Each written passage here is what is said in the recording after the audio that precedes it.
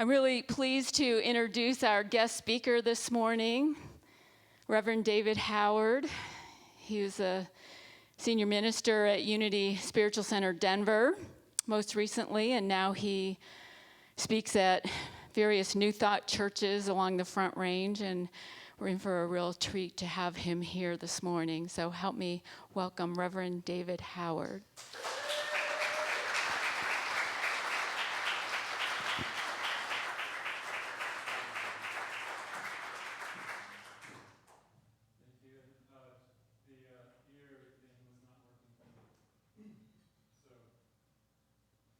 Good morning.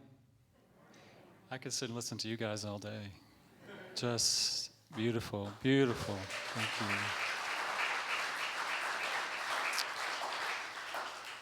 And beautiful, I was just really moved by the beautiful display of fatherhood.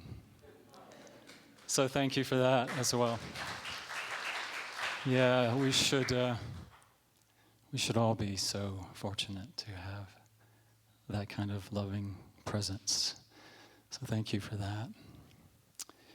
And thank you, Sue, for trusting me to be here with you today. And on this very special day, I'm honored to be here with you today. And I want to invite you all to really just open up. I want to invite you today to be curious. I want to invite you today to come into the awareness of yourself and where you are and what's moving in you. Because I'm guessing that if you're like me, then some of the things that I might say today might stir some things for you. I know processing what I was going to say today and thinking about it and meditating on it and being with it this week brought up lots of things for me. So I just want to invite you to be with that. Just be aware and notice yourself, what's moving in you today as we talk about this very momentous time, day, celebration in the life of this country and really in the life of all of humanity. So just take a moment right now, if you would, and take a breath. Just close your eyes, if you will, and just breathe. Breathe into your body. Feel into your body what's alive in your body right now.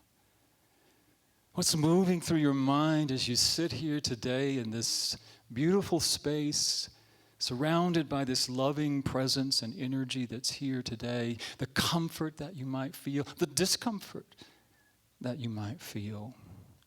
And just be present with yourself.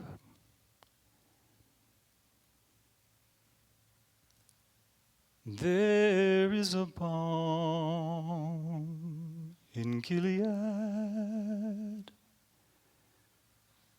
to make the wounded whole.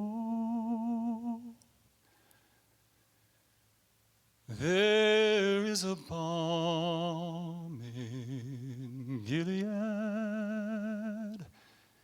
to heal the sin-sick soul.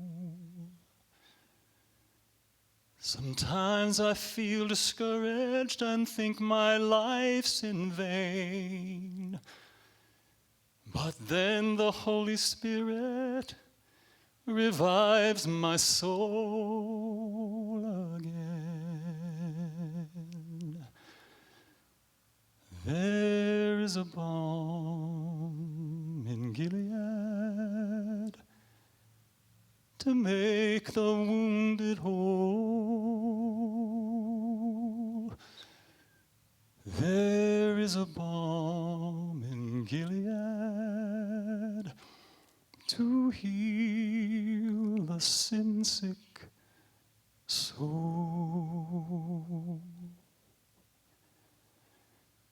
So just breathe. And if you'd like, open your eyes, whatever feels good to you.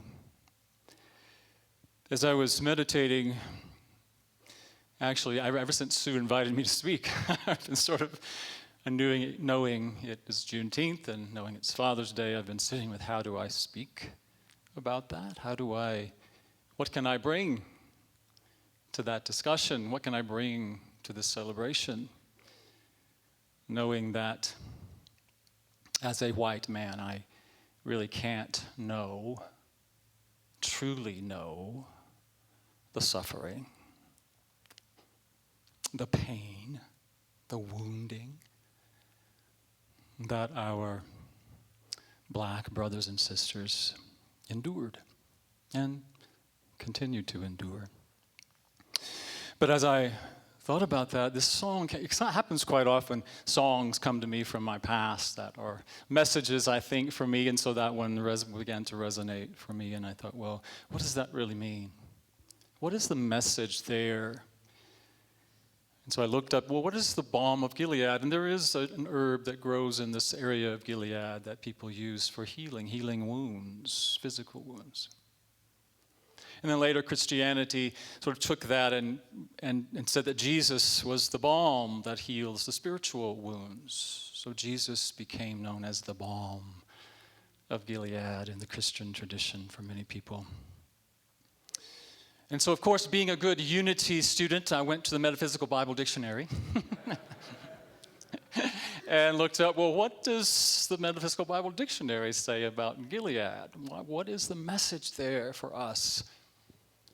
And in the Metaphysical Bible Dictionary, it says that Gilead is a high place in consciousness where spirit bears witness to our thoughts and our actions that are out of alignment with truth. And it is a place where spirit can make those adjustments that are needed in our consciousness and in our actions.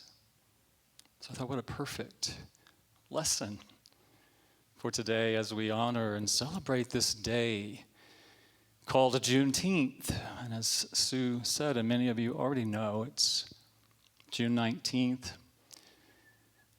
1965, when the enslaved people in Texas finally learned of the Emancipation Proclamation and that they were free. Free from enslaved, that bondage, free from enforced labor, free from the institutionalized or legalized idea of slavery, free from that, hopefully, to some extent, the pain and the suffering and the wounding of their bodies and their minds and, yes, their souls and spirits. But what we know about that, I learned as I was doing some research, is that, yes, they were set free, but where would they go? What did they do? They were given nothing. Many of them, when they tried to leave, they were killed. They were captured. They were lynched. They had nowhere to go, and some of them even stayed where they were.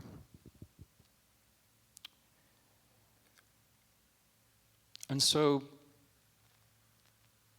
what we know about that today is that those wounds that are inflicted on everyone, but certainly the wounds that were inflicted on the bodies and the minds and, yes, the souls of enslaved people become part of the gene expression. That wounding affects the very DNA of the body. When the soul is experiencing that wounding. Charles Fillmore even said that our soul is that part of us that takes on the experiences of this life, the experiences of our past life. It's that soul of us that takes on those pains and those suffering and the wounding. And then guess what? He even said, and he didn't understand necessarily the science of it, but he said it is the soul that gives birth to the body. So when the soul is wounded, the soul is damaged in that way, then the body begins to experience that as well. And so what we know and today too is that yes, we have made some progress. But black bodies are still being wounded. Black minds are still being wounded with the idea of white supremacy. Take a breath. How are you feeling right now? What's going on in your body right now? When you even hear the word white supremacy, what happens in your body? It's important for us to recognize that. Because what I know about that too is that even though I can't know, and most of us in this room, I would say, cannot truly know the pain, the wounding that was experienced. But it's important for us to know, those of us who are inhabiting white bodies, and those of us who might have experienced our ancestors being of white bodies, that we too experience the wounding of white supremacy. Not in the same way, but it's in our culture, it is in our blood, really. It's literally in our blood. And it's in our DNA as well. And so it's our opportunity to do what we can to heal that, to really own the wounding that occurs for us. Are you breathing?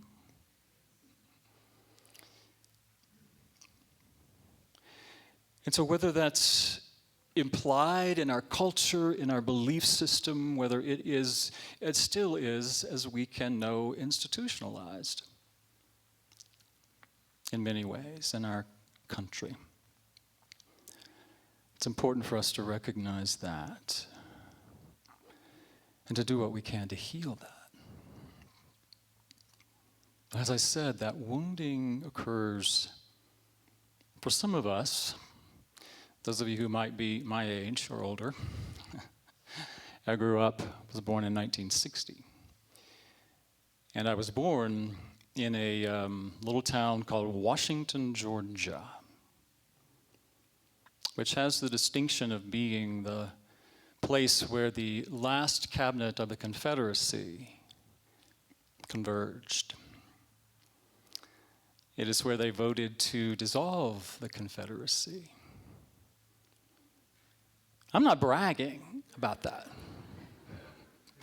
Just giving you an idea of the culture in which I grew up. I remember seeing signs that said black, colored people, water fountain for colored people.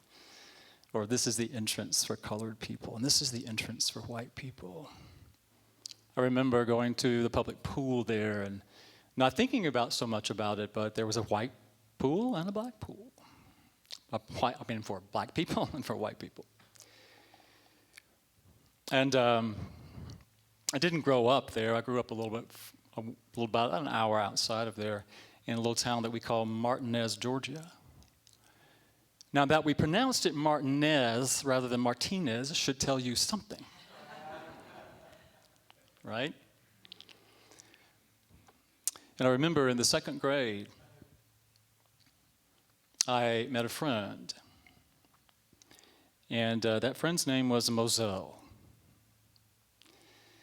And Moselle and I got to be friends, and I invited Moselle over to my house to play after school one day. And he came over and he played, and then my dad came home from work. And he said, well, it's time for Moselle to go home. So we took Moselle home, and on the way back, my dad said, he can't come over to our house anymore. And I was like, well, why? My dad was like, we just don't do that. We don't associate with black people. And so even though I may not have really known at that time in my life what that meant, that I remember distinctly that day. I remember driving in the car. I remember being in the car. I remember taking him home. I remember all of that says to me that in some way that was a soul wound for me. And I'm guessing that many of us, some of us, have also experienced those soul wounds. So it affects us all. And while it is a beautiful thing for us to celebrate this day of Black Independence Day, right? Black Independence Day. I think it truly is incumbent upon us as well to recognize that the wounding, our wounding, yes, and the wounding, the soul wounding of Black people continues. And our opportunity as those of us who are in white bodies and those who are in black bodies is to heal that. But what is it that's going to heal that? As we know, everything begins in consciousness. Everything begins with belief, with consciousness, with feeling, with our attitudes, with all of the things that happen within us. And so, yes, it's wonderful that we are doing things on the outer to heal those divides, to try to make things better. And yes, we've made a lot of progress in that way. We have. But the deep soul wound that we experience is really what needs to be healed. And so as I thought about this, well, let me just say this before I move on to that. I want to say to you that my father was not a bad man. He was not a bad man. He was actually a very kind man. He was a very kind and generous and soft-spoken man. And I know today that he was simply just repeating what he had learned. He was just continuing to share and to because of fear, because of whatever was going on in him, whatever his soul wounding was, he was passing that on. And so as we look at Father's Day, I don't know what your experience was with your father or as a father. Maybe you had a beautiful, perfect relationship with your father, and I celebrate that with you and for you. Maybe you didn't. Maybe there's the opposite of that. Maybe it was somewhere in between. So I celebrate that. I celebrate whatever that is, and we understand that whatever that is a wonderful opportunity for us to grow more fully into our own awareness and to heal those wounds so that we, no matter whether we are inhabiting a male body or female body, or whether we don't identify with either one, that we are the ones to do the healing and bring forth upon the earth a new earth. We must realize a new heaven, as it says in Revelation, a new heaven, a new consciousness, a new awareness of our truth, of our unity, of our oneness. And I know I'm preaching to the choir. I'm preaching to the choir. But I want us to understand how important that is and what was laid on my heart to speak to you today. So take a breath. What are you feeling? How are you feeling? What are you thinking? What's going on in your body? Just be aware of who you are, what's going on in this moment. Because that is the way that you begin to heal, that we all begin to heal. It starts right here, right now, with our own willingness to know who we are, to claim that what's going on for us. So what is that balm in Gilead. What is this Gilead idea? I believe it is the awareness, the consciousness of unity. The song talks about healing the sin-sick soul. You know, in unity we talk about sin as this idea that any idea that we're separate, any idea that is not in alignment with our truth. So do we have ideas that are not in alignment with our unity, with our oneness? That's where these things are born. So our opportunity is to come into alignment, into awareness of who we truly are and who everyone else is as well. Right? So how do we do that? Those of you who might know me, some of you know me, some of you don't, but I have a penchant for acronyms. So as I was thinking about this this week, I thought about, well, what is this balm? What do we think about when we talk about this balm in Gilead? What is the balm that's going to heal? And I thought about this idea of breath. B would be breathe, just breathe. Breathe into the moment, breathe into your awareness, breathe into your own body, breathe into your own feelings, breathe into what's going on in your mind, breathe, and into the moment. Because it's only in this moment that healing is going to happen, right? It's only in this moment that we can heal the wounds, our own soul wounds. And for me, that would be just allowing it to be there. You know how easy it is for us to avoid and try to avoid our own pain, our own discomfort. We want to project it onto other people. We want to act it out. We want to cover it up.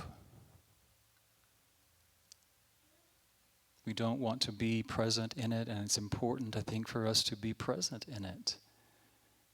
To be aware and to allow it to be there and to allow it to inform us of what healing needs to occur. And then again, L for me would be to invite love. We know in unity that love is the power that heals, is a power that harmonizes, is a power that brings things together, draws into itself, and heals. And that love is present within all of us. It is all of us. It is who we are. But our opportunity is to attune to it, to align to it, to be present in it, and then to express it for ourselves and for each other.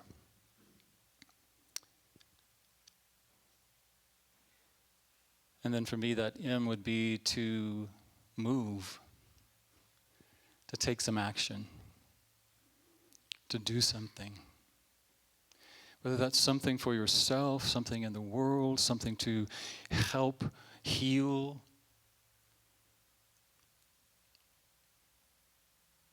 But we see it all around us, don't we? Not just in the black community, not in the white community, not just around white supremacy, but we see that what happens when we have this idea of the other, somebody who's different from me, somebody has different political beliefs, somebody who has different religious beliefs, spiritual beliefs. We see them as an other. And most of the time when we see someone as an other, we have some fear. Some fear comes up for us. So our opportunity is not about sameness, not about thinking we all have to be the same or have the same ideas or the same beliefs or the same skin color, the same sexual orientation, the same gender identity. But it is to recognize in the spirit of our truth, our unity, and to heal whatever it is that goes on in us that would cause us to want to other someone else. And to invite in that love and peace and joy we sang about earlier. Because ultimately, it's up to us. You know, if we're waiting for someone else to do it, then it's never going to get done. It's up to us. It's up to you and to me. To be, as I said, no matter what body you're in, to be that father, because we are the ones to teach the children. We are the ones to begin to heal and to not pass on that wounding. The wounding of bodies and minds and souls. We are the ones to be the fathers and the mothers of a new generation and a new earth. And it begins with each of us.